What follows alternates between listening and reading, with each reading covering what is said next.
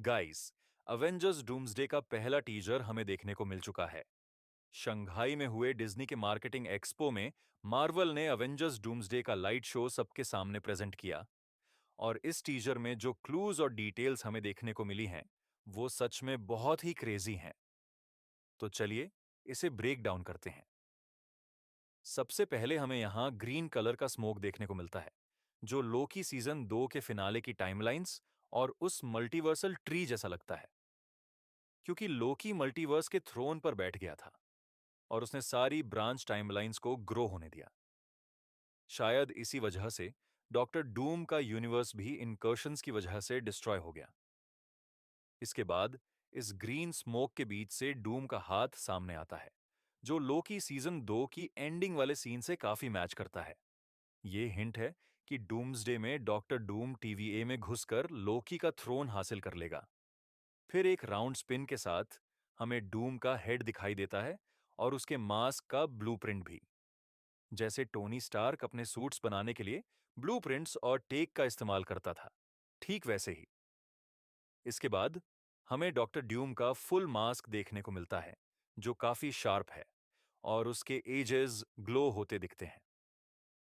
Light show में डूम के कई शॉट्स दिखाए गए, जिनमें से एक में वो लंबे समय तक थ्रोन पर बैठा है और अलग अलग कलर की लाइट से उसे हाईलाइट किया गया है। लेकिन ये कोई नॉर्मल थ्रोन नहीं है। मेरे हिसाब से ये लोकी का मल्टीवर्सल थ्रोन है, जिसे हासिल करके डूम पूरे मल्टीवर्स को अपने हिसाब से रीशेप करेगा। इसके बाद एक शॉट में हम डॉक्टर ड्यूम को एक स्केलेटन बाहर निकालते हुए देखते हैं, और आप लोग समझ ही गए होंगे कि यह शॉट सीक्रेट वॉर्स कॉमिक्स से लिया गया है, जहां ड्यूम एक पंच में थैनोस का स्केलेटन उसकी बॉडी से अलग कर देता है। इसका मतलब लगभग कंफर्म है कि डू डेसम में ये सीन होगा, जहां डूम सिर्फ एक मुक्के में थैनोस को हरा देगा। वही थैनोस जिसे हराने में अवेंजर्स को सब कुछ झोंकना पड़ा था, उसे डूम ने एक ही पंच में गिरा दिया। यह सीन डूम का ऑरा अनलिमिटेड करने वाला है। आगे हम देखते हैं कि ड्यूम अपने हाथों से एनर्जी कंट्रोल कर रहा है, शायद पूरे मल्टीवर्स को रीशेप करने के लिए। फिर वो शैटर्ड ग्लास जैसे पार्टिकल्स को कंट्रोल करता है। मुझे लगता है ये अलग अलग यूनिवर्स के टुकड़े हैं, जिन्हें मिलाकर वो बैटल वर्ल्ड बनाएगा। ऐसे शैटर्ड ग्लास हमें व्हाट इफ सीरीज में भी यूनिवर्स को रिप्रेजेंट करने के लिए दिखे थे। इसके बाद ड्यूम के आसपास वेव्स बनती हैं, जो उसके ऑरा को और भी कूल बनाती हैं। और इन्हीं शैटर्ड पार्टिकल से एक यूनिक स्ट्रक्चर बनता है, जिसके बीच में एक सर्कल है। ये हिंट है कि डूम इन सारी रियलिटीज को एक स्ट्रक्चर में कंटेन करेगा। डूम की बनाई एनर्जी पहले तो एक आर्क रिएक्टर जैसी लगती है, लेकिन बाद में रिंग्स में बदल जाती है। ये शांग-ची की 10 रिंग्स जैसी लगती हैं। और शांग-ची के पोस्ट क्रेडिट सीन में दिखा था कि ये रिंग्स किसी को मैसेज भेज रही थीं। तो हो सकता है ये पर्सन डूम या लोकी ही हो। फिर ये रिंग्स एक जायरोस्कोप जैसी शेप बनाती हैं।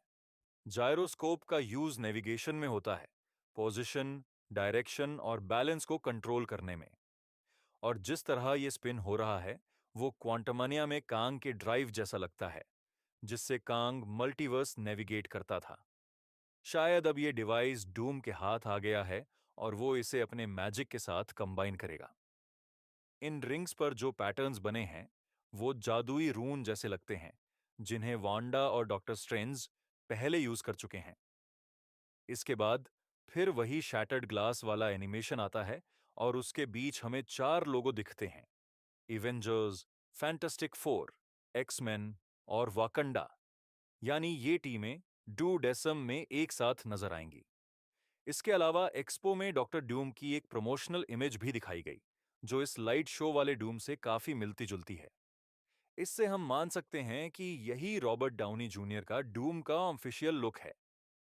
तो गाइस, ये टीजर भले ही एक लाइट शो था, लेकिन इसमें जितने हिंट्स और क्लूज थे, वो वाकई शानदार हैं। और जिस तरह से डूम्सडे की मार्केटिंग शुरू हो चुकी है, ऐसा लगता है कि इन्फिनिटी वॉर और एंड गेम वाला एरा वापस आ चुका है।